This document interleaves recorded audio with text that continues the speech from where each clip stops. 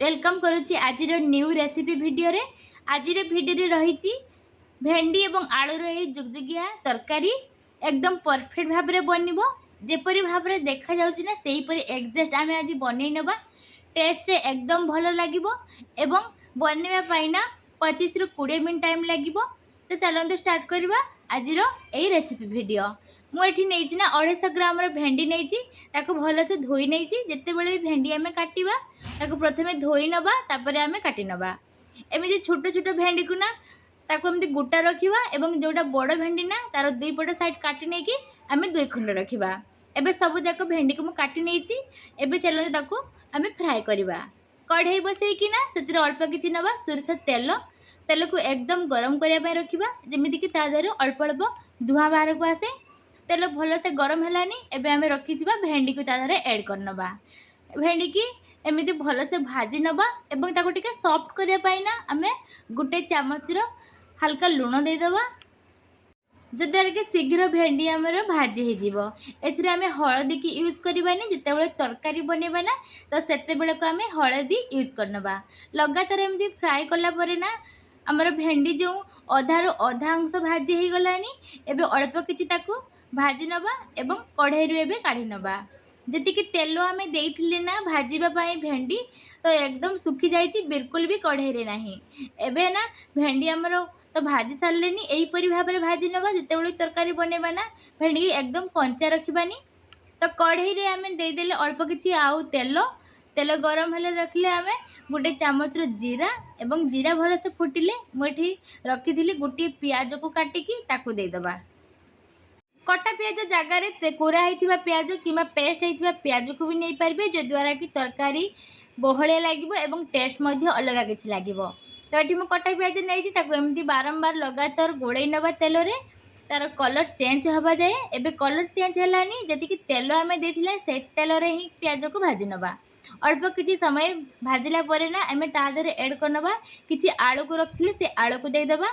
आलू एठी मु फ्राए करना यही मसला सहित आलू को आम भल भाव में कषि नबा एवं साथी देदेबा गोटे चामच लुण एवं हलदी गुंड जेहेतु आम भेंडी रे देनी ना तो आलू रे जी लगे से आम हलदी गुंड को देदेबा एवं भल भाव में ताकू अल्प किछि समय सबको गोलई नबा एवं या देहरे ना अल्प किछि पानी देदेबा जेमिति कि आलू आमर टिके सीझीज।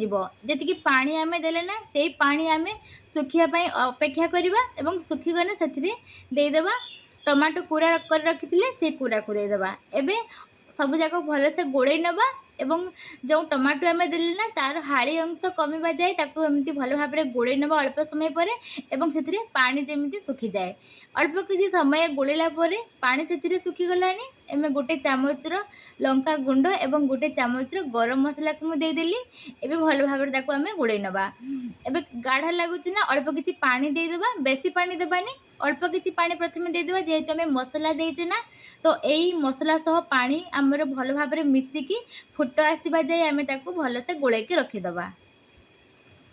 एबे मसला रे पानी मध्य सुखी गलानी आलू आम जो देथिले ना आलू मध्य सीझी गलानी ऊपर को ना अल्प अल्प तेल मध्य बाहर को आसलानी तो मसला भी बेसी समय आम रखिबानी लगी जीवो। एबे ता देहरे रखिथिबा भजा हुआ भेंडी की देदेबा। एबे भेंडी एवं आलू मसला को भल भाव में आम गोटे मिनट पर आम ताकू भल से गोलई नबा जो द्वारा कि भेंडी तो लालुआ अंश रही थाए ना तो मसला भल भाव में भेंडी आमर लगी आपण मैंने देखिथिबे ए भेंडी आलूर मसला जी मुझे ना एकदम परफेक्ट लगी बेसी भी कम भी है नहीं। एबे आमे भल भाव में गोलैला परे ना अल्प किछि पानी देले पानी आमे जेतिकी कंसिस्टेंसी रखिबा जुगजुगिया रखिबा ना सेतिकी मापर पानी आमे देदेले। तरकारी को भल भाव में चारिपटू आम गोलई नबा ना ताको 5 मिनट पाए हाई फ्लेम रे फुटवा को रखी नबा।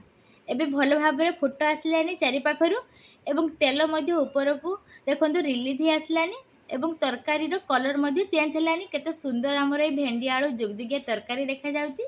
एबे आमे अल्प किछि कटा हुआ धनिया पत्र को देदेबा। एबे गैस रो फ्लेम को ऑफ कर देबा। जी आम तरकारी पानी देथिले ना अल्प किछि सुखी जाए तो एतिकी परिमाण रे तरकारी आम रही एकदम जुगजुगिया देखा जाउची। एहाकू परफेक्ट भाव में भात कि रोटी रे आम आराम से खाई परिबा। प्लेट को काढ़ी देखा केते सुंदर बनी जाइए एवं या ठंडा हेले ना यार कलर मध्य आहरी सुंदर देखा एवं आउ गोटे जगह को मुझे रखी तो आपण मैंने देखिपे यहीपरि भाव में बनातु एवं निश्चय थे ट्राए करूँ केमी लगे ये भेंडी आलू जुगजुगिया तरकारी निश्चय कमेंट माध्यम जनातु।